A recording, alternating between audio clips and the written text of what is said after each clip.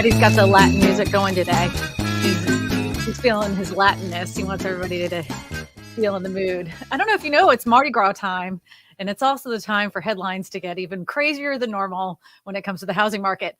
And the one that always cracks me up is the housing market gains dropped sharply. Like, makes me laugh. But we're going to talk about that headline in just a second. I actually have a new microphone now, so you guys let me know if I sound a little bit better. And another thing I want to let you guys know, a little bit of news about the channel. If you don't want to watch this on YouTube, you can actually listen to this now as a podcast. In the description of this, you can see that all the places now I'm live streaming or streaming this as a podcast. So I'm just taking the audio from this live stream and putting it as a podcast so you can listen in the car, so you don't have to have YouTube running. It's on Spotify, it's on Apple. I forget the other ones, but Eddie's been putting it out to the universe. I don't have a fancy intro. It sounds exactly the way as you guys are watching it right now as a live stream. So fantastic. I'm glad to have that in there. So we're going to be talking about the housing market and the gains that dropped sharply. And I have a special guest, and he was talking about it on his podcast, which made me laugh. So Ray Ellen, come on down. Yay! Ray Ellen is the Arkansas housing market. So that's right. Ray, tell them a little bit about yourself. Yeah, I'm a real estate agent in Arkansas. I've been doing this, I guess, since 2007. Long time. I got my license in January of 2007. We had an amazing 4 or 5 months. October of 2007. I was in October. Oh, so you kind of knew what you were getting into. Yes. Yeah. Again, why not? When I got my license, everything was like sugar plum and lollipops. It was great. And then it was terrible. Yeah. Started the worst housing market in history, but whatever, Yeah. We like a challenge. We like a challenge. Timing. So Ray, I know that you've been talking about this, and you and I both always talk about how the headlines always are just a little bit crazy. So this Fox News headline came across, and I actually took my thumbnail as literally a quote from them, because it was like a play on words. They always try to confuse us on what they mean by this. Eddie's going to be pulling up this article, and we're going to read a little bit of it. U.S. home prices gains fall sharply in November as rising mortgage rates cool the housing market. So what do you think when you see a headline like this, my friend Ray? I mean, so I know what I would think if I was an average consumer. It sounds terrible, but we've been doing this so long that we've been seeing these types of, we've actually on our podcast, we were like, hey guys, watch for this. It's coming. This headline is coming. And that's what we've been seeing for the past couple of months. But it's kind of irritating too, because not until you get into the meat of these articles do you find out that things are still going up. Yes. And that's exactly right. I've been telling that to people in my little podcast world. The people that come to my channel, they are quite educated on what the headlines mean, because we get into it. And if you scroll down to just a bit, this is where the part that really made me laugh, because I'm like, this isn't even like, if you didn't know what you were saying, what does this even mean? All right. Prices in November increased 8.6% from a year ago. Period. Increased. Eddie, where'd you go? Eddie got confused for a minute. He clicked some buttons. Let's scroll down there, buddy. Now it's going to do auto ads for him too. Yeah, that's what happens. He has to fix that because when the ads come up, but increased 8.6% from a year ago. Yeah, and that's how they weakened. Yeah, that's how they weakened. They still increased 8.6%. But with that headline, it made it seem like prices were falling, but they increased 8.6%. From a year ago period, with the smallest gain in 2 years, according to new data published from Tuesday by CoreLogic. On a monthly basis, prices dropped 0.2%. 0.2%. And I want to know where they dropped the 0.2%, because there's a lot of markets that are increasing quite a bit. Prices are now at about 2.5% below their spring 2022 peak, and are expected to continue falling this year, eventually tumbling into negative territory before rebounding around 2% or 3% by the end of the year. So they're saying that there's going to be a decrease, but by the end of the spring, we'll still be ahead 3%. And that's what a lot of experts have been saying. Tumbling into negative territory. Tumbling. Before rebounding 2 or 3%. Like, how did they come up with this? What do you think that I they're don't know. coming up with this random number that they're going to tumble, but then come back to 3%? And the experts have been saying that like it's probably pretty much going to be a flat market for quite some Yeah. time, and then only at 3% gains in some areas, which isn't terrible with the amount of increases that we've had across a lot of these housing markets. But what do you think Yeah. I that mean, we're from? 3 to 6% appreciation is kind of average in most markets. So that would Correct. just mean that we are returning to the old school market, that everything is kind of normal. So it's a normalization of the market, which I think we all saw coming. I mean, the people that are creating these articles, they have to get everyone to click, right? It's Correct. like the crash YouTubers, right? They're just trying to get you to click, and they're going to talk about this crash that never happens. And the next time they'll talk about it again and it never happens. So it's kind of the same thing that these journalists are doing, to where they have to say that home price gains are tanking, right? So now your brain reads it that home prices are tanking. And the economists are trying to say, well, it looks like home prices aren't going to gain as much as they did last year. But I'm always thrown by the size of your mug. It's a huge mug. I know, but I have to show you this because a listener gave this to me. I like big mugs, and I cannot lie. It's an enormous mug. I like it. So, but anyway, the economists are saying that things, I think, are going to be a little more normal, and that's not a bad thing. The return to affordability, that would seem like a good thing. So I don't know why it's not more celebrated instead of, well, I do know, because they're trying to get you to click. They have to sell the ad. Yeah, but the part that makes me nervous for people that are looking for these housing crashes, because there's people that are like, I'm just going to wait for it to crash, right? Yeah. And if they're seeing a 3% gain, they're still waiting on the fence line because the housing crash bros have promised them there's going to be a 40% decrease in prices. I mean, there's plethora of videos out there of these dudes who are like, oh, this is tanking all over the place. And yes, there are some markets that have seen a correction, right? Yeah. But I can't see it falling into the ground, right? No. And that's the part that makes me so incredibly nervous is there are people that are sitting there saying that they're going to wait for it to crash, and that may never happen for them. I don't Yeah. I know. think back, what was it, 2 years ago, right as the pandy started, Susie Orman came out and was like, hey guys, I would wait until November, December before you buy. And I mean, if you run the numbers, she's over 130 something percent wrong, which, like, you have to really try to be that wrong. But she was telling people, wait on the homes to crash. She actually said that your next door 50%. neighbor's house, yeah, it was 50% decrease. And your next door neighbor's house, if you're living in a $300,000 house, they were going to have to foreclose or flash sell theirs for 150. And that's going to create comps, and everyone's house is going to go down. Like, this is what she was saying in April or May. And then by December, January, or November, December, when she was telling everyone to buy, home prices had increased 30 to 50%. So I think there's a lot that are on the sidelines right now that are waiting. But what we've seen, which is proving that home values are still good, is the flood of investors to our market.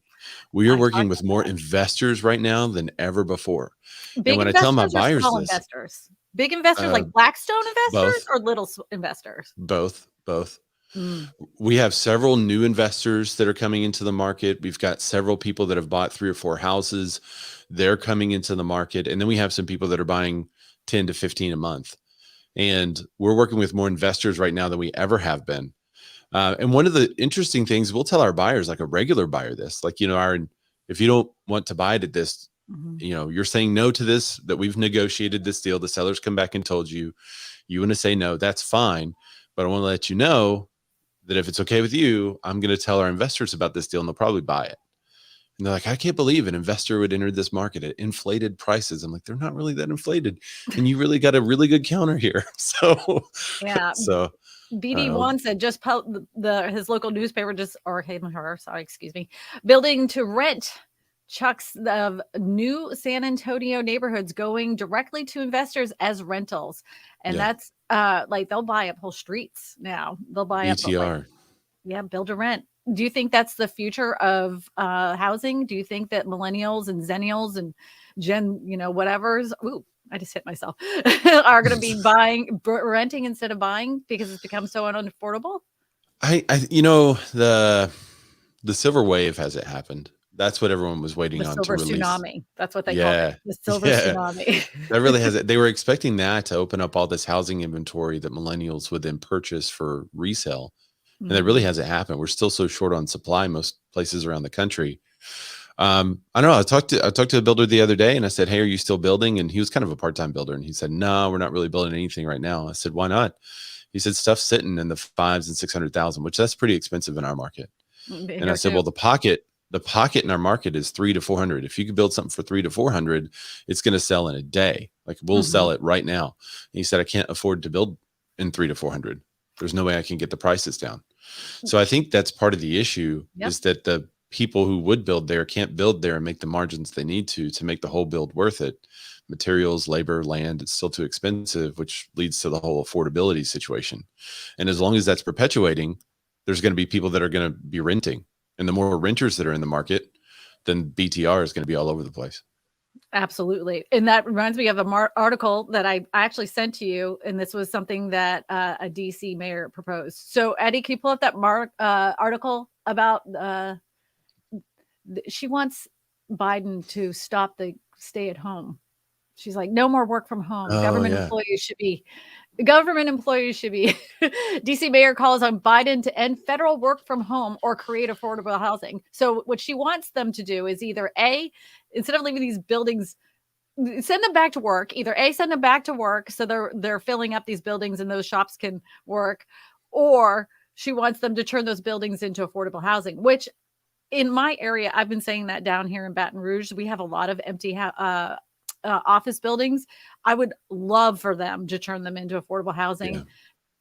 We even have an empty mall. And I every time I see that mall, I'm like, why don't they just turn that into an assisted living? That would be the perfect assisted living where you Hmm. could put like medical facilities at the bottom and then all the residents could live at the top. And you remember the mall walkers of the 80s and the 90s when the old people used to walk Yeah. around?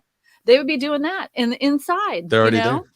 they're already there, man. They all have to just walk out of their condo and go walk the That's mall. I thought about this. I think it's a great idea. Hey there, Sir Ashley. Do you know him? He's fantastic. no, I don't, man. How's it You going? got to get to know him. He's a fantastic real estate agent in North Cool. Carolina. Raleigh. I think this is a good idea. The problem with what this mayor's asking, she's basically saying, "Dear federal government, please be more efficient."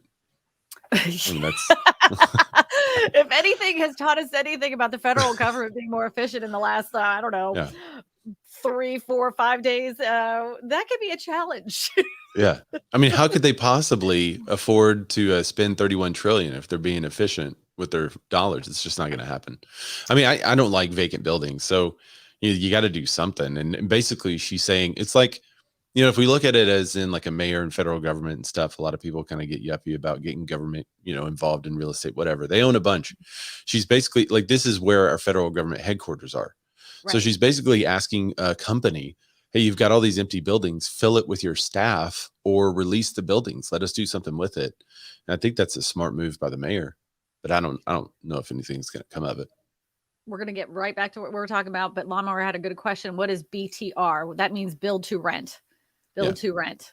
And there's a lot of communities that have in Phoenix, Arizona, that were originally supposed to be just regular housing projects, that they were going to be put, people could buy, and then they turned them into build to rent. They were all built just for the specificity of being rented out. But yeah, I think it's a good idea to have the empty office buildings, as people are working from home more, turn them into affordable housing. We have a shortage all over the place, especially in major cities. If those buildings are sitting vacant, why not use them for a good use? I mean, it makes sense to me. But there's always some issue. There's always some reason why they can't do it. Build to rent checks of San Antonio neighborhoods going directly to investors as rentals. Yeah, it isn't just San Antonio. I mean, they were talking about this about 4 months ago in Phoenix. It was huge. It's huge all over the place. It's big in Florida. It's markets whose home prices have gone out of reach of what most people can afford in the area. That's the markets where this is really taken off. Yeah. Yeah. The home price increases in the most popular areas have outpaced what somebody can buy with their income. Yeah, like Austin, Texas. Do you think? Yeah, like Austin. Do you have any of Yeah. these in your area? Build to rent No, neighborhoods? No, not at we don't all. have them Like here either. maybe like on a real small scale, maybe in Northwest Arkansas, but no, not at the scale that this is happening. Yeah, we have enough affordability. Well, I will say that the plus side it is like for the longest time we had a lot of homes in that 250 range that people could. There was tons of them out there.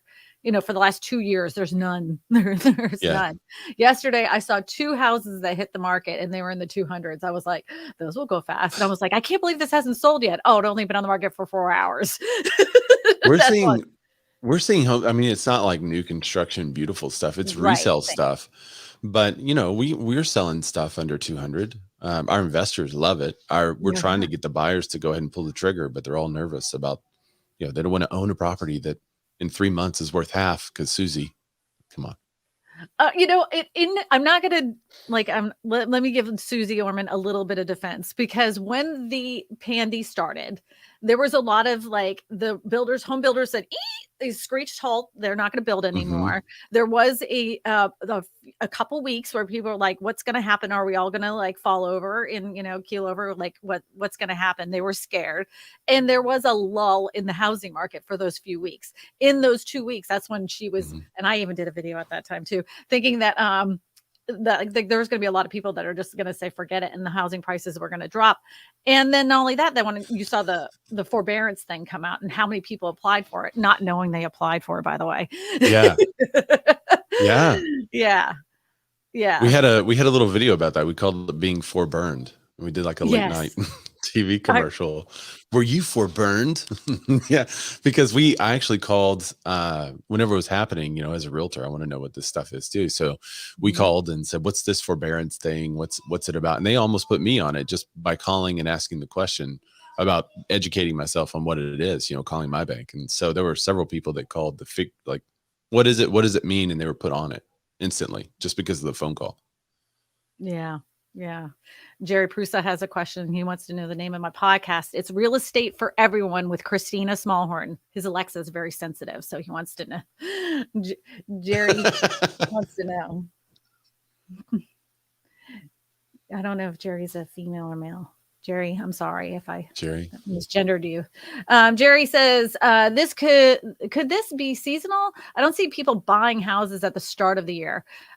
Here in Louisiana, and every single housing market is completely different. But here in Louisiana, housing doesn't pick up. It kind of like slows down at the beginning of Halloween time. It starts to slow down. You of course have some sales in November and December, but they're not nearly picked up until after Mardi Gras. The minute people throw away the beads out here, like as soon as they're done with that, they're like, now it's time to home shop.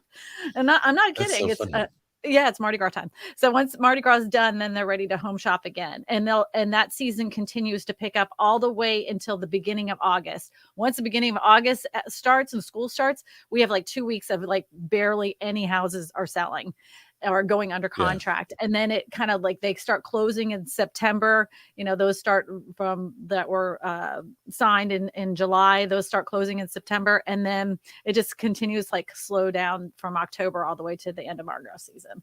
It's not like a big boom. We're fairly consistent. I mean, there's only a real slight bump in March. I actually went back over 60 years, running the numbers every year and laid it over each other to see what the seasonality was. And the seasonality was just like a slight bump in March. Every year just had a real slight bump in March of closings. So that meant actually in February, there were more homes sold. But other than that, it was pretty even, just kind of up and down randomly. Yeah, I found out that some markets, like in the summertime, they slow down because people go on vacations. Like I had an agent here from Boca Raton, and she's like, in the summertime, we're slower. I mean, she's like, of course it's busy because the people come down, and she said, but we're really busy, like, in the wintertime because all the snowbirds come down and they're looking for real estate. And I was like, interesting. Every market's we have a lot of people that go. We have a lot of people that leave here on vacation during the summer. That may be what evens it out, actually. Delusional Delbo Delbo. Delbo Delusional Delbo. Delusional Delbo. It's just starting Heck of an to avatar. decline here in the Tampa Bay area. So are home prices going down, or is it listing prices that have come down? Because I've noticed that sellers have gotten Or much number of more sales. realistic. Because I don't know if you saw like over the summer, I don't know if this happened to your market, but it was certainly here. We had the sellers that could not get their mind wrapped around the fact that, the party has over, you're going to have to be more realistic. You can't list it 30, 40, thousand over and get that price. You have to kind of be in line with the market. So it took, we did see price reductions, but they were like, oh, that neighbor took their house down $30,000. I'm like, they didn't really take it down $30,000. They never should have been $30,000 more than it was, like they're finally in line with what the comps are for the neighborhood. They were just dreaming. So is that what happened in your area too? Yeah. I mean, you can see a property with a huge price drop, and you look at what they did, and they just had this huge aspirational sale price. Hey, if we can sell it, we'll put it on the market for this. And whatever agent took it, and eventually they dropped it to where it could, be more realistic sell. But it's still higher than what it would have sold last year. So, right. We did have some people that were just testing the market. So they would have this property and they were asking 500,000, and you're like, it's at max 425, but they were like, I want to see if I can get it. If I can get that number, then I'm going to stay. And of course, then they withdraw it because they're not going to get 500,000. We had a lot of those testers just testing the market, and they kept their house. So interesting. Well, we had, I'll check the numbers real quick, but we had about 48% of our market had price drops, and that sounds really bad. And I went back and looked at December of 2019, and it was like 43% of the market at that time. I was going to say that doesn't seem bad at all. Like Boise there for when they started talking about their price drops, it was like 86%. That was bad, but they gained really high at that time. Yeah, so we're at 41% right now. It's the 90-day average, and that's normal. In January of 2020, it was 41%. So it's exactly normal. And then it goes haywire during the pandy. Well, that is unprecedented times. I keep telling people I'm tired of living in unprecedented times. I'm done with that. Do you think due to seasonal pricing will go up after this winter, like when it went up after 2021 and 2022? Do you think there's going to be a price increase because of it could possibly happen in some markets, especially if you don't have a lot of new home construction and the supply of homes is very limited? It could, but I don't think it would happen at the same pace. Right. This time period she's talking about, 2021 and 2022. Well, that's unprecedented. Yeah. So I don't think it'll happen at that pace, but home prices are still, they're higher now than they were. So they're still going up. Like we said earlier, it's like 8.6% higher than it was a year ago. So home prices are still going up. They're just going to go up at a slower pace. It's not going to be that exponential increase that it was. Oh, Eddie's pulling up he's Boise, Idaho. Yeah, Boise, Idaho. For the first time in October of 2014, the median price for homes has dropped year over year. This was in okay. The median price during the month of November 2022 was $525,000. Wow. Down 2.5% compared to November 2021 from the data of Intermountain MLS. Couldn't that mean that more homes on the lower end are selling? Well, and this is true. So I had at that time, I had an agent come on here from Boise, Idaho market, and she was showing us from her MLS what the numbers were. And there were barely anything under that 300,000 range I think there was 5 houses and all of them were pending. Yeah. And then everything above, that 500,000, they were just sitting. There's a gap in what we need as far as, they keep saying, oh, we have 5 million homes that need to be built, but it's not 5 million McMansions. It's not $500,000 homes. We need 5 million homes that are affordable to the average median price of median income home. There just isn't that many houses left. They're not building those houses like they did after World War II, where there were 2 3-bedroom houses, one bathroom. And people are like, oh, kids today wouldn't want that. How would you know if you've never tested the market? I guarantee you those kids would buy it, they would do it. Yeah. Don't you think? Yeah. Well, the whole movement to affordability in tiny homes a couple of years ago, what was that? 5 years ago, 4 years ago. I'm still talking about. What are you talking about? I know, but there was like this mass movement that way, like where Mhm. people were making their regular house a tiny home. You know, they were putting in, they weren't like making it, but they were putting in all the like, you know, the cute storage ideas and stuff like that. You know, trying to, you know what I'm saying, like under the stair Mhm. storage and different cat. They were inputting everything. It just kind of became this whole wave, and I think it's not as like trendy, but I think that's a Mhm. good thing. I think it's more normalized, and I think people, I think there'd be a huge market for that. You know, you see a lot of people that are building duplexes and stuff like that that are pretty small and they're really nice. And I think millennials would really like that. Personally, millennials and the generation, what's the generation after them? The Z. younger zillennials, zennials. The Gen Z is what I've always been taught. Yeah. I think both in those groups would really like a small home, you know, good for, you know, two parents and a kid type of situation. They would probably live there for 5 years and then Mhm. upgrade. Yeah. But a lot of them just want to like paint their walls their own color. Like, you know, you forget like the conveniences of renting, or that you don't have a lot of expenses for the home, right? If something happens to the AC, the landlord takes care of it. The roof, landlord takes care of it. So there are some expenses saved in a way if you rent, but you're also just paying off someone else's mortgage. So Not with everybody can buy right, or should buy. There's right, always a market for rentals, but there a good portion of people in my market, and I'm sure in your market, they make good money. They have hmm excellent credit. They just can't find anything in that price range for them to buy, or because some of them want to spend more money on a nicer house, but they don't want 3,000 to 4,000 square feet. They want 2,000 square feet, really well done, yeah, and that's hard to find. right. Well, so Oh, this commenter says, "Why do you guys never show how wages do not meet the value, so people cannot afford? These are facts." Matter of fact, I want you to go back to my video that I put out on Tuesday. I literally yeah. wrote it out on paper. I even drew a little house on how much the average median priced home was here in the United States. And I actually hmm compared it to the median income and how much you would need for a 20% down payment in order to be able to afford that house.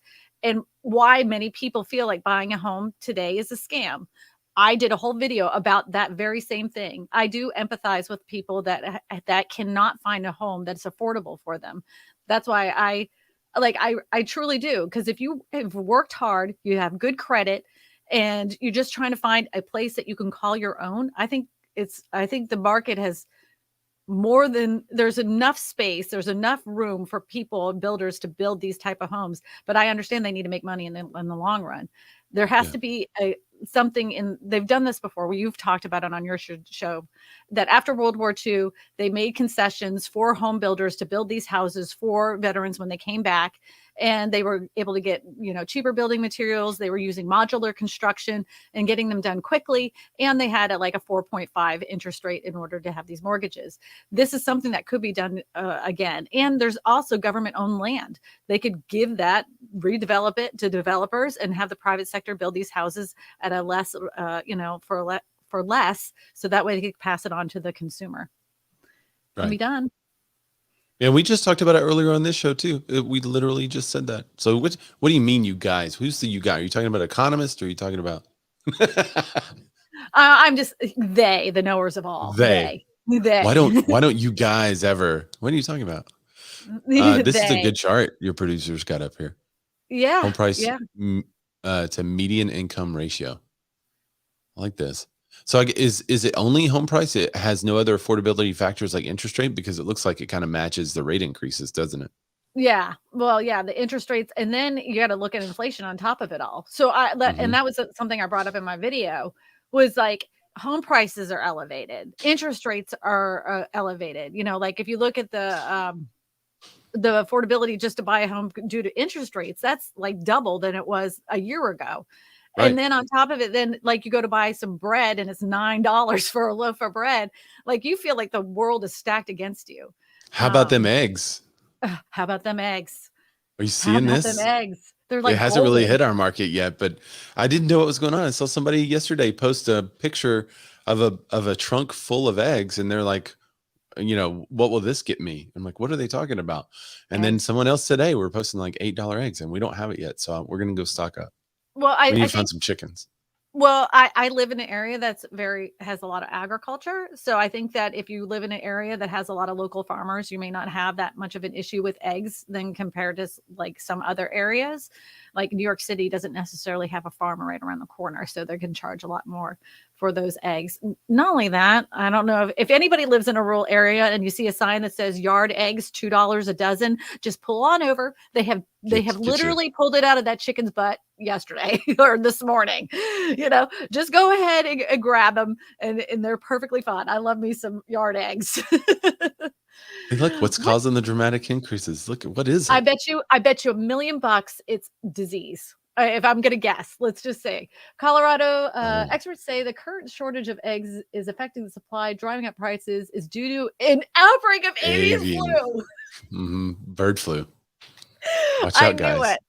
I knew it. I knew it.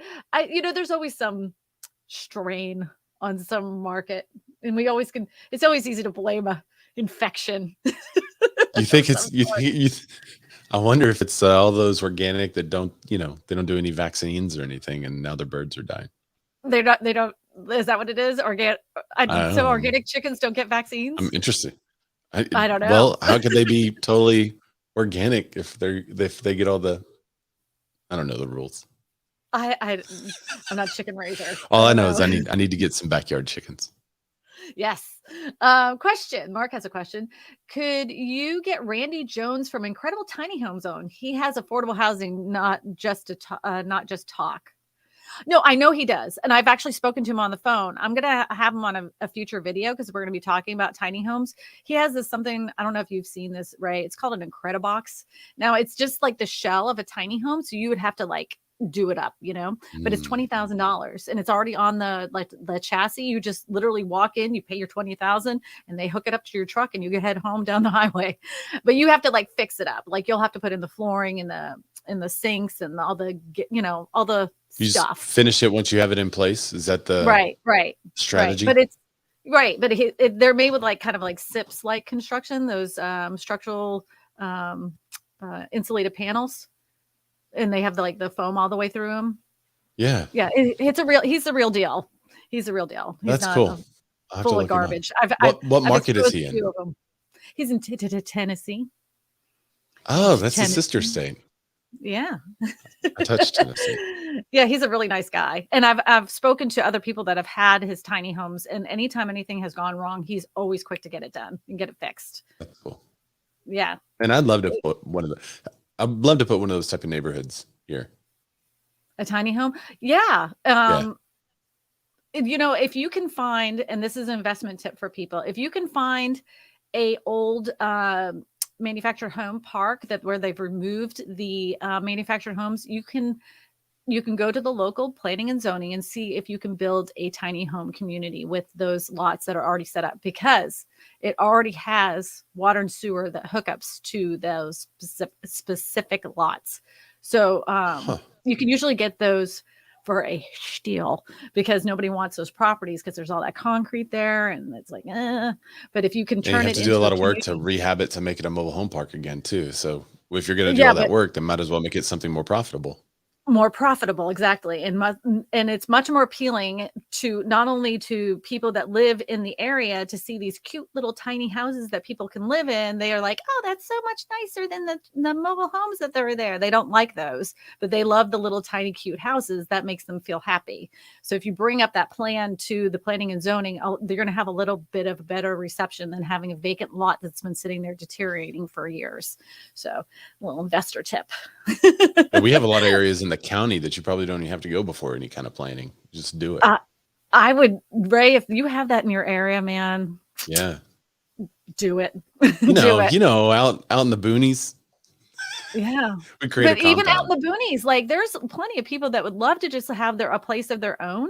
Yeah. You could rent some of those little tiny homes, and you could have some where people either lot rent or own that little lot themselves, Have a little shared farm area for people to do their chickens and eggs. Oh, and a little garden. That I mean, what? That's not a bad idea. No, Thinking.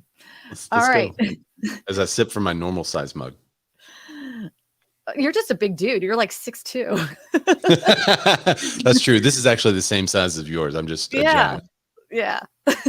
Did you know in Europe, affordable housing is dorm style living, private 1 to 2 bedroom shared kitchen, young families use these. You know what though? I mean, if there was a young, like if that was something that was available here, I know that people would use it. I couldn't do it. I couldn't do it, but I mean, when my husband first got married, we lived in tax credit housing. I don't know if you know what that is. You have to qualify via your income.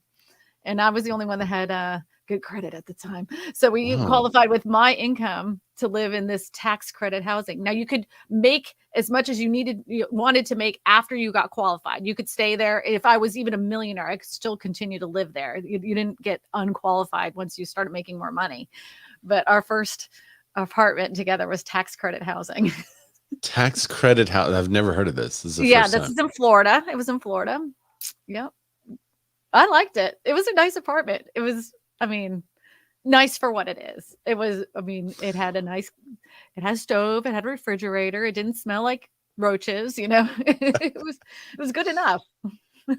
What if so was it like an apartment style living? Yes. It had an apartment style with a bay window type thing. I feel like you wouldn't even have known it was like tax credit. It just looked like apartment buildings. I feel like other countries are a little more progressive with the alternative building materials than we are. Absolutely. 100%. Yeah. So there's something called a gablock. Have you ever heard of this thing? I'll send a link. I'm going to put a link in the chat for the producer here. Okay. But it's GABLOK. He may already find it before me. Island Night said something really quick before you get into that. It says developers are unmotivated to build single family homes 1,500 square feet, under 1,500 square feet. I agree. It's not the lack of motivation. It's the lack of money they get from it. Yeah. It's the money motivation. They're not a not-for-profit. Right. So there's no money in it. I get it. They want to make as much as they can with that lot that they got. Well, if they started more affordable building processes, that like something like this that I just sent the producer there, this good block. There's a cool video on the front page that does like a speed ramp. They're insulated blocks. So they're SIPs, structural engineered panels. Here they are. They're not panels. They're blocks though. Yeah, but it's still you'll rewind it a little bit. I get what you're saying. Yeah. They're like Legos. Yes, and they fit together. You have a one block. There it is. Scroll down a little bit. You'll see. There it is. Yeah. That's what it is. You sit it on top, and then you just hammer it until it's flat. And it's like a couple of hammers, and then bam, it's locked in place. Right. That's your wall. That's your wall structure. This has been out for a few years now, right? Yeah, but it's not in America yet. No. We are the construction sector of the United States is very slow to adapt to new things of change. Anything that's different, it will take them a long time.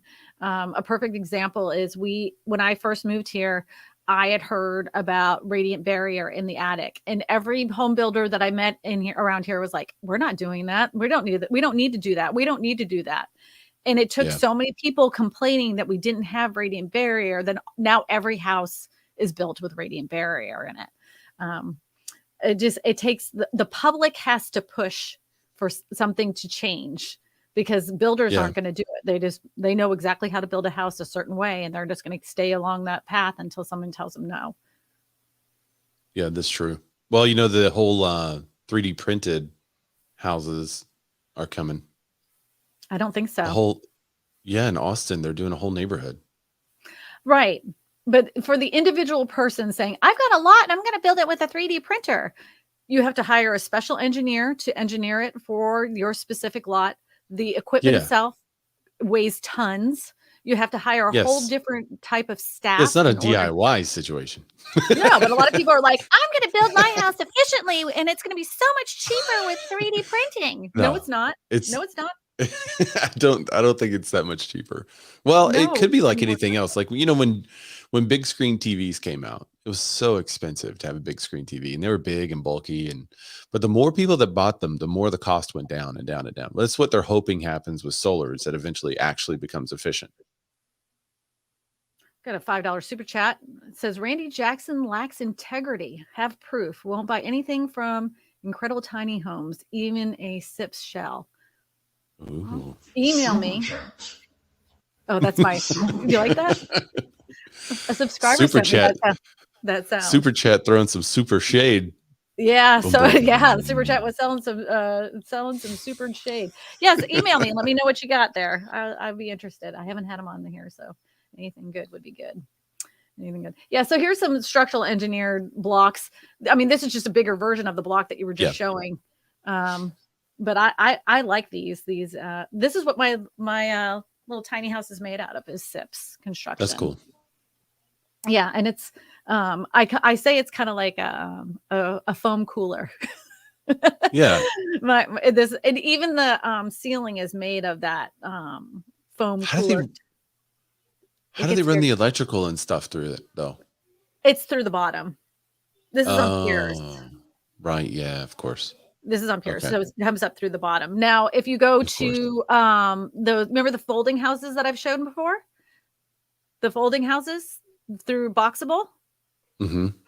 Now that goes all the way through. Their electrical goes has like a tubing in there, and you cut in the wall, and you can pull out all your wires through that tubing. That's nice. Yeah. So I mean, each company has their own way of doing it. Mm-hmm. But if you get one of these, just know that. Thank you. We'll get there super chat. If you get a house with SIPS construction, just know that they hold a lot of moisture. So have some dehumidifier type of thing, or make sure that your air conditioning system has a big dehumidifier, especially if you live in a humid area like Arkansas. I do in South Louisiana. Mm-hmm. Living in Omaha, David Matney says, Kristina Ray, who do you think will be the winners and losers in 2023 when it comes to the real estate market? Who do you think is going to be the winners? Let's start with the winners. Let's start with the positive. Who's going to be the winners? Man, I think some of the biggest winners, speaking of the real estate industry, I guess you could say. Okay. I'll start, I am a real estate agent. So that's one of the things we look at. A real estate agent's going to have an easier time or harder time this year. I think if you're a real estate agent with old school principles, work ethic, and philosophy, but some new school technology, you're going to be a huge winner in this market, because you have the work ethic that it takes to get the job done. You're going to have good follow-up skills. You're going to have good skills in helping clients through tough times, and you've modified and adopted some tech. On the opposite side, the loser is by token that those that didn't adopt the new technology, or those brand new agents without the skill set to get through a tough market. If they don't develop that skill set, then they're going to lose. And so I think you're going to see a lot of real estate agents returning to part-time work and or retiring. And so I think there's going to be a pretty thick middle of solid agents that make it through. Well, let's talk about the consumer. I think the winners for the housing market in 2023 are going to be the buyers that are smart enough to know to stick it out and start to really hunt for some good deals. There's going to be some sellers that are that only read headlines and are panicked. So they're willing to kind of drop their prices quickly. And they probably don't have an experienced agent like Ray was talking about. They're a little bit newer. And that agent might have been stressing them out, saying, oh, the market's turning, maybe we should really drop this price.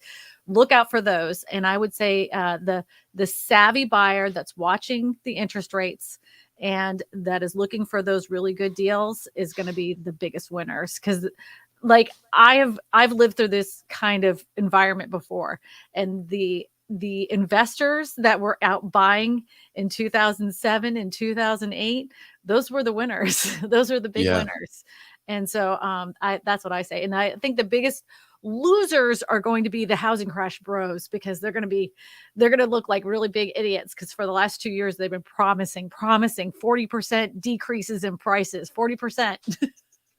We're going to try to do some more exposing of the crash happy YouTubers, and by talking to them a little bit on, when we do our podcast, we're going to bring them up this time. Are you going to invite them on your podcast? Will you invite them on that would be really funny to invite them on there and then totally roast them. I think you should. No, I mean, the worst they can say is no. The worst they can say Yeah. is no. So I would really welcome that. That would be funny. Yeah. And hey, what do you think about this positive headline? Oh, it's going to crash. Okay. Well, Well, what about the builders though? What builders are going to make it through? Oh, I don't have a lot of empathy for a lot of builders because what they did to a lot of people during the boom. Now, granted, they were Mhm. making money, but they put a lot of people in a bad predicament when they designed those builders contracts. These people put in a price, let's just say for 400,000, and they were waiting for the house to be built, and then they get to closer to the time they're about to close, and they're like, "Oh, you're going to pay an additional $75,000, even though you were contracted for this amount of money." Those builders, I have no empathy for. I think Yeah. a lot of builders, and they have been doing this since the middle of last year, is that they have jumped out of the single family building, which is going to cause a problem for the problem that we already have, which is not enough houses being built. And they're going to jump into the private sector and do multifamily. And when that's what they've been doing. So Yeah. the ones that need to dump their inventory, they're just going to sell it to investors. They're just going to do those build to rent. I don't think they're going to be in the same predicament as they were when we got into getting our license in 2007. There wasn't that many big investors at that time that were buying up Yeah. large blocks of homes, builder homes. But this time they're more than willing and ready to do it. They want to Yeah. do it. Can stocks start 2023 on a firmer footing? What is this, BlackRock? What It is is. this I Oh, think because somebody I know mentioned that. BlackRock in the comments. Oh, Blackstone would be the big investor, right? yeah, Blackstone was the one that has been buying, because they're with Invitation and Tricon Mhm. Homes, and they've been buying up. Mhm. They had said even JP Morgan Chase has teamed up with another investment company to even buy up more homes. They're holding up a bit.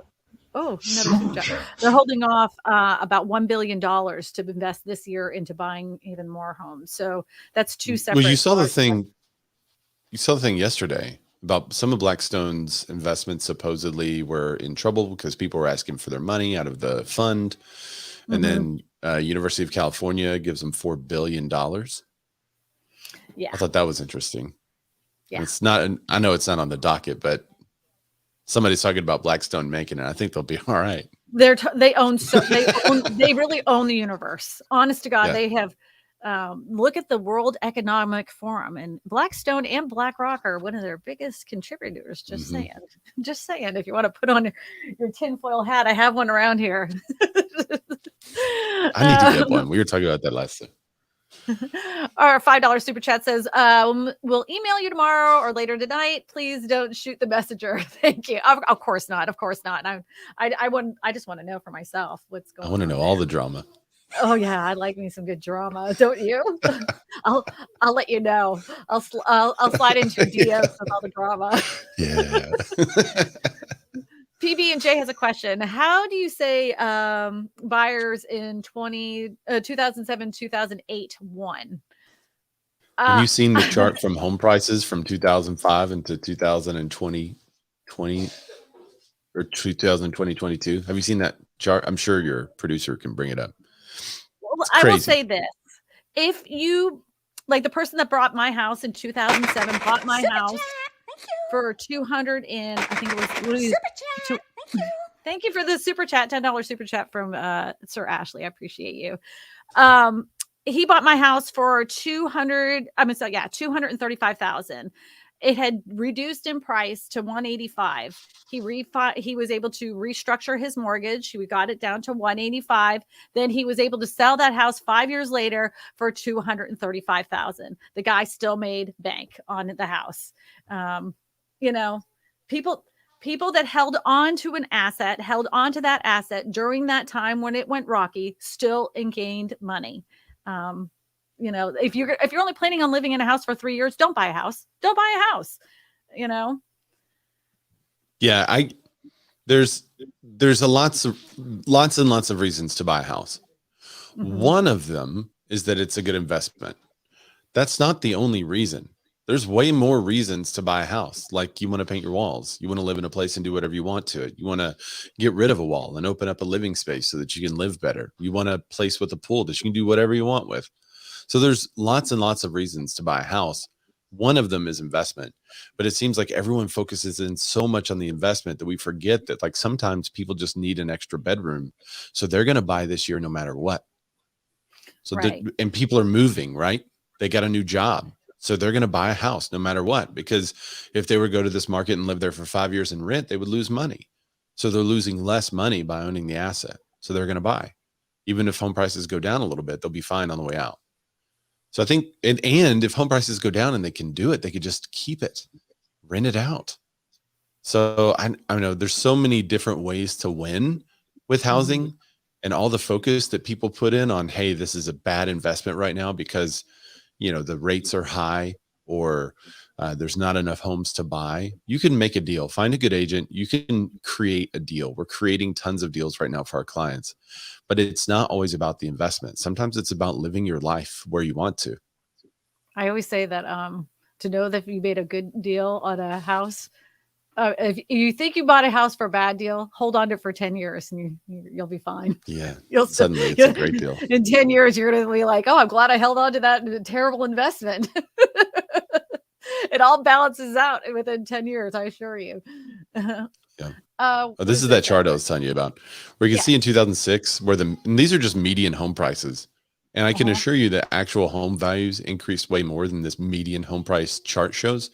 Remember, median is just the value of the home that sells in the middle of the market. That's really all median is. It doesn't really take into account home price increases or decreases through the market. But this is just a good, like an aside to see, like if you bought a home in 2006 and you cap it, you're on a pretty great run. It increased almost $100,000 for you. Exactly. That's a good number. Yeah. Yeah. And that also depends on where you lived. Like if you lived in the area that I had sold my house, which was Orlando, Florida, you were going to see a much more of an impact of the decrease in prices. If you bought here and bought that at that same time, and you didn't have to wait any time. We didn't have any decreases here. It's remained flat for 3 years. We had housing prices remained flat for 3 years. They didn't go up. They didn't go down. They just kept moving along. So, I mean, you didn't lose anything. You lost nothing. And people kept telling everybody, don't buy right now. It's really bad. Don't buy right now. It's really bad. But it wasn't bad. Nothing happened. And housing prices right now, like I showed at the beginning, are still increasing. They're still going up. Yep. Are they going up at the rate that they were at the beginning or even last year at this time? Absolutely not. No, they're not. But they're still increasing. And I had said it's going to be the great stagnation. That's what I kept saying. We're going to be remaining stagnant for a while. Do you like that? Yeah, that's good. Stagnation, the great stagnation. Peter says, question, what are your thoughts on using AI chat GPT for marketing purposes? What do you have your opinion about this? So unfortunately, I bought Jarvis and 2 weeks later, Chat GPT launches. So I have 2 different AIs that I run, and I really like them. They're really good for ideas, for coming up with ideas, for developing your ideas. I'm a writer, so there's no way that I could just let it write a whole thing for me. But the other day we put in the number of bedrooms and bathrooms, a home size. We put in a couple of details about the neighborhood, about a home's layout, and just some features, and large windows, natural wood look, all this stuff. And then we asked it to write a property description that is 256 characters for this property, and then described it. And we just kind of described it using what real estate agents normally put in a property description, probably. And it was so good. Like the description it came up with was great. And then we said, write a property description in story form. And so then it even made it even better. And then we were like, make it better. And it made it better. Then we said, expand on it. And then it expanded on it. We could use that for a blog post. So I think there are some good, there's only so many ways I could say plenty of counter space, or a cozy fireplace. Oh my gosh. I was a queen of saying boasts. Boasts high ceilings. That's a word that I won't let my agents use, is boasts. This Really? home boast. Yeah. I'm like, the home doesn't boast nothing. Doesn't say, yeah. I'm a boaster. I like that It's word. hard to get it out.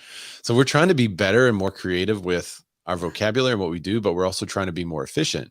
And so Mhm, that's just one of the ways we use it. But I also used it the other day in coming up with a keywords list, a basic keywords list for an ad I was running on Google.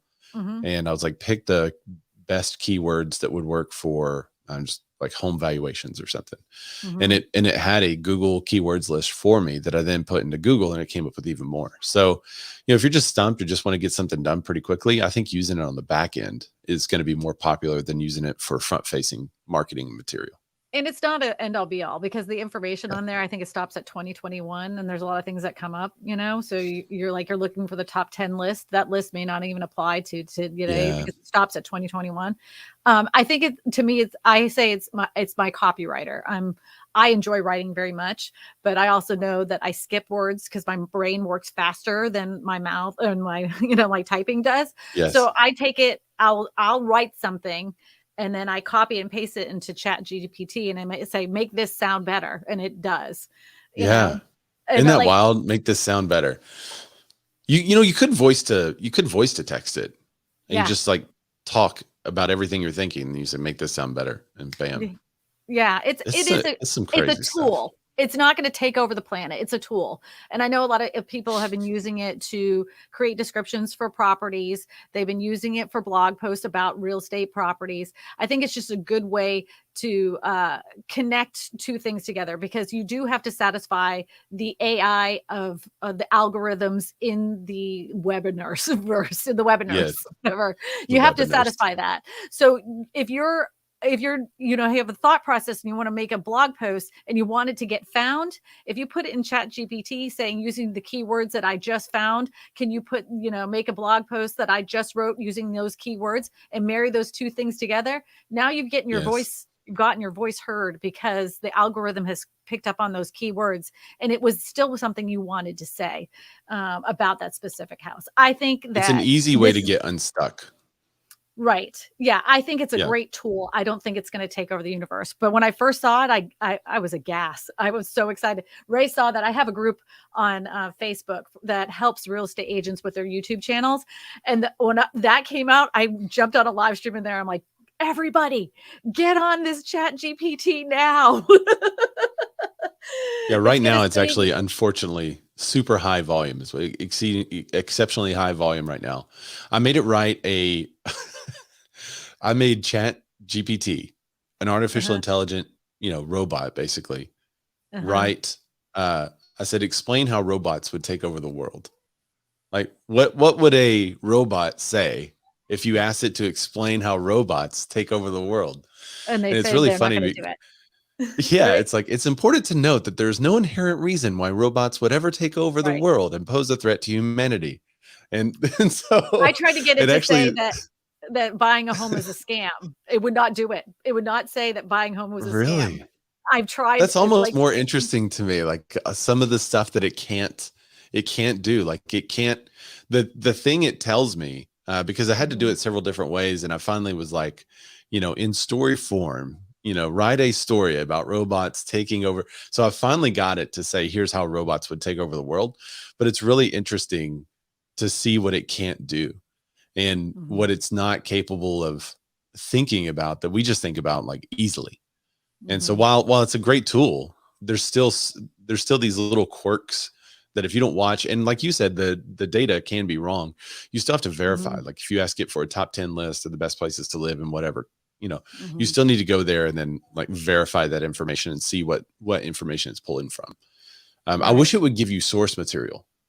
I wish it would right. say, here's what we You can ask wrote. for it. You can ask it. What? You Oh, can I ask it never for even it. thought about that. Yeah, you can totally do that. I've done that. Oh, that's I've so done good. I'm going to do that now. that. So Because then it's good. easier to verify and see, like, oh, this is really old. Yep. Back to real estate. Hmm. Has there been any data on institutional Yeah. investors Okay. buying up these homes? Are they still as aggressive or less so? I wouldn't say they're as aggressive, but I would say they're still out there buying. Institutional investors are companies and entities that purchase 10 or more properties in a single year. These buyers bought 1 to 15 family homes, sold in the third quarter of 2022, or 6.7% of home sales, while not as high as 8.4 share record at the same time in 2021, is still slightly up from the second quarter of 2022. Where did this come from, Edward? Is this from Adam? Where is this from? Bologna. I hope it's not full of Bologna. So I'm gonna 10 housing markets where institutional investors are buying the most. Yeah, I mean, the Atlanta market, I've talked to real estate agents, and they said that like 40% of their, at one point, about 40% of their contracts are coming through work from investors. And you know, the thing is that like at the beginning of the pandemic, it was kind of downplayed how much institutional investors were actually purchasing. And they were like, they only own 2% of the market and they're making a big stink about nothing. You know, like this is just what gets clicks. Well, then it became so apparent that they were buying a lot more homes than that. And now, I don't know if you saw the affordable housing plan by the current administration, where they were talking about they're going to be addressing, they had an update to it. They're going to be addressing institutional investors because it has gotten to be so prevalent in so many housing markets, how much they're actually purchasing, you know, the build to rent and stuff. So they're going to be meeting about that. I'm interested. I don't know if that's actually going to happen now, because we'll see what happens. I'm interested. The first move they did, I think it was last year, they increased how much you had to pay if you were an investor. They increased how much you had to pay for the house if it's not your primary residence. And so it kicked out a lot of beginner investors. So it could address the institutional investors that I would say target those buying more than 10 a year. I wouldn't call somebody an institutional, like some of my regular investors buy 10. So I would say if you're buying over like, 20, 30 houses, you would, this, whatever they do should impact that. That's probably a good idea to kind of slow that a little bit.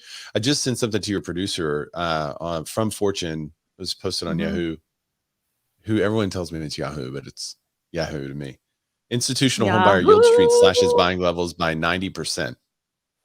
So there are some big guys that are pulling back, but we've actually seen an increase of those investors in our market. But I think maybe they're decreasing in major markets. But these guys pulled back 90%.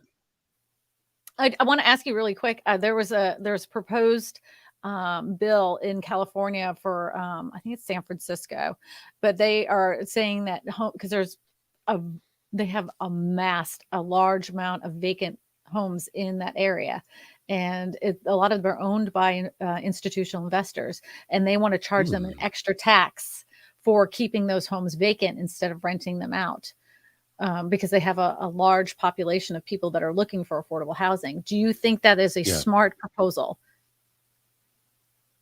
I need to think through. I'm traditionally small government guy, right? So whenever a government's like, hey, we're going to tax people that are doing something, I'm like, they own it. They can do whatever they want with it. But if it is just a house sitting vacant, that seems like there's an ulterior motive there that's probably not good for the end consumer. Correct. So I would say that does seem like a good idea. Yeah. So they vacant home tax. Right. So they were using it as an example. There's a condominium community that was there, and it 30 of those condos were owned by one investor, and he had another 20 of those homes that had renters in there, and he was charging them an exorbitant amount of rent. And because those other ones were sitting vacant, that kept the market rate for those high, the rental rate high. Market manipulation. Exactly.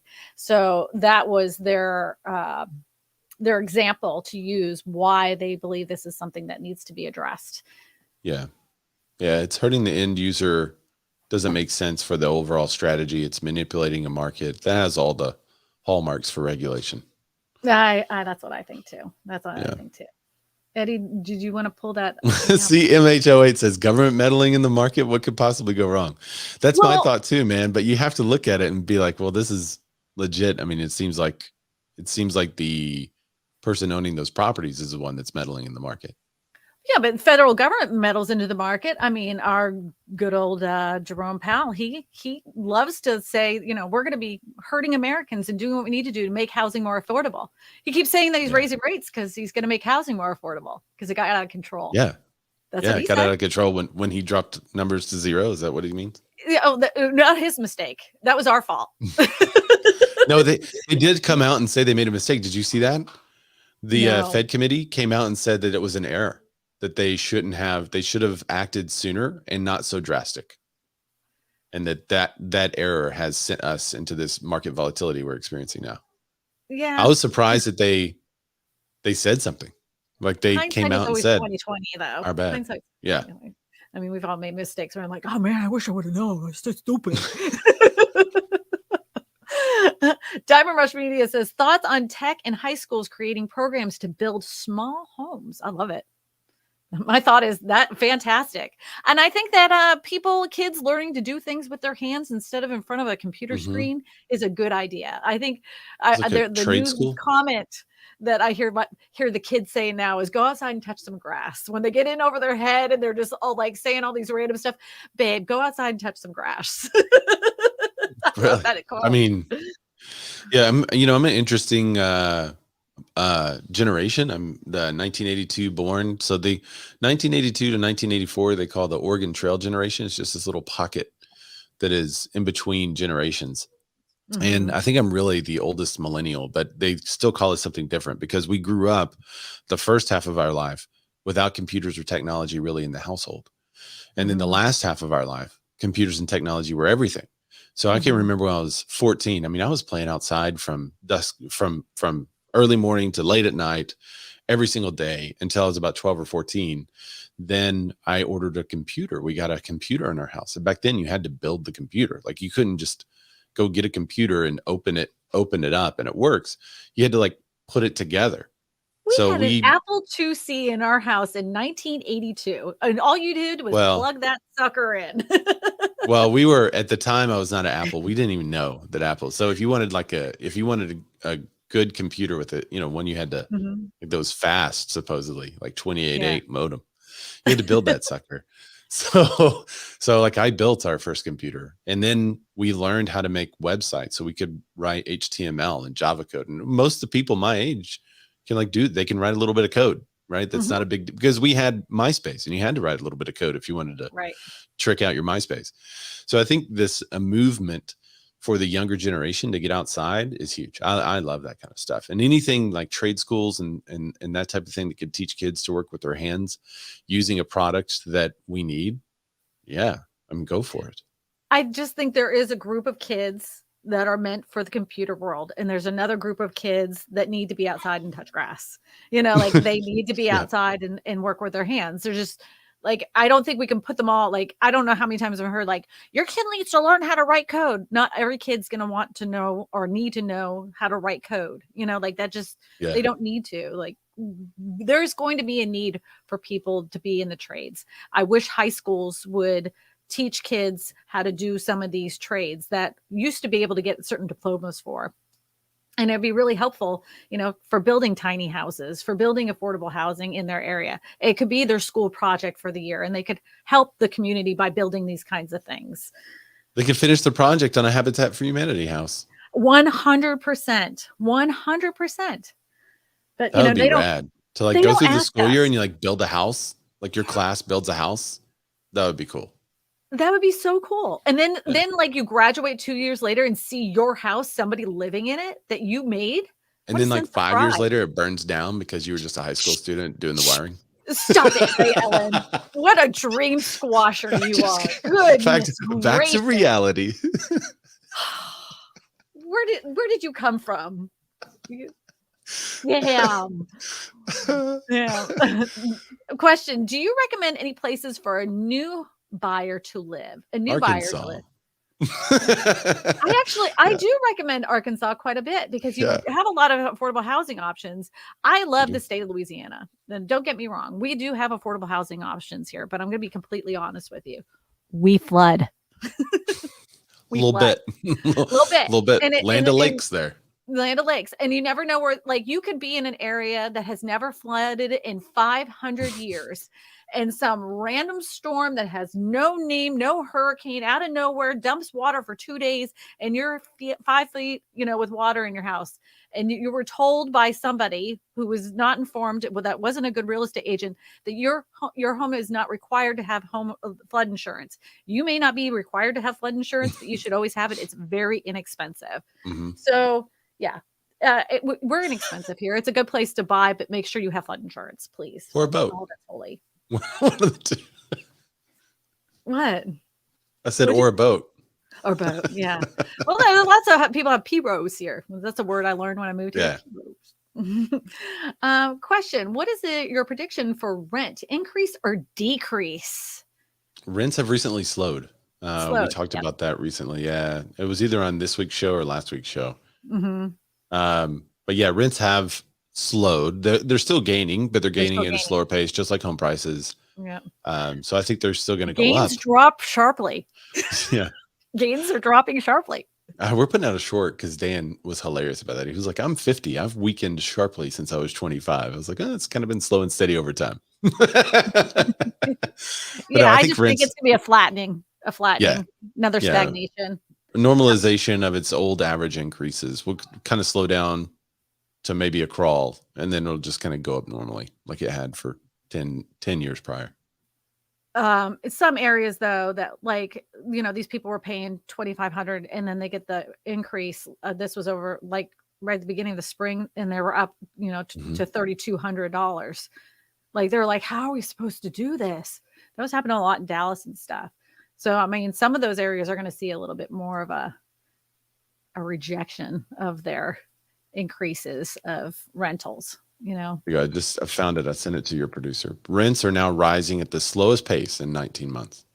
Yeah, stagnation. They're still rising. They're still rising, but they're not. I don't think we're going to be seeing those increases because I mean, honestly, the cost of living is so much, people can't handle it. Like our investors aren't stupid enough to want the most of society to be homeless. They need people to pay rent. So at some point they're going to have to give in. You can hate your landlord all you want, but then their end goal is just to make money. And if they can't have people that can't afford it, so they'll have to adjust it. So rents for both single family homes and apartments are still rising, but in far slower pace. Where is this from? Eduardo? Which says real estate. Oh, CNBC. Okay. Rent relief varies from market to market. Rents in the Sun Belt rose 0.9% year over year. Yeah, 0.9%. That isn't that much. And I'm sure it's in those major markets too. It's probably going to be like your Dallas, Texas, your Well, it really went up. It really went up in 2020. It really went up in 2021 and 2022 because you had the people fleeing the major markets into the minor markets, and they just needed somewhere to rent because they didn't want to be in an overpopulated city when there was a pandy running rampant. And when that happened in the quote unquote mass exodus, I think you saw a lot of rents increase because there was such a demand. You saw housing prices increase because there was such a demand. I think it's just going to kind of normalize now. If more companies start to require their people to come back to work, like the lady was saying about DC federal employees coming back to DC, if that starts to happen around the country to the private sector, then I think you're going to see a lot of the minor markets, a lot of people leave and have to go back to California or go back to Texas. I've already sold a couple of houses from people that said we could work from home forever. And now they're saying that we need to come back to the office. So we got to sell and go back. So there's somebody in some higher up position that hired their nephew to be a busybody. And for 2 years, that guy had pretty much been on vacation because, nobody was in the office. Well, they need Junior to have his job back to be the busybody in the office. So they're going to send those people back to work. I've seen it with many companies that said, this is far more profitable for us to keep people at home. We don't have to cover the insurance of a building. We don't have the lights to turn on. We don't have the security. We don't have the trash pickup. This is much better for us as a equity position for our company in the long run. And then, Junior in the background's like, I'm not the glitter poster boy anymore. And he's like, oh man, we got to get people back in the office. Well, so I can't have him here. This was a prediction that we made on the show, the This Week in Real Estate show. Dan and I were talking about this as there was a mass exodus in California. And we said, what do you think is going to happen? And I brought up the huge fail. I think it was 2013. What was her name? Marissa Mayer, Yahoo. They did a whole remote work situation, and the productivity of everyone that was not working from home was just slashed. And they basically said, all right, everybody come back in because we're not as productive as we used to be. And one of the things we talked about on our show was when they all left to go to remote work, they were living in the second home market. They decided to live on the beach or in the mountains where they've always wanted to live, and they could do the work from home stuff because now their company allowed it.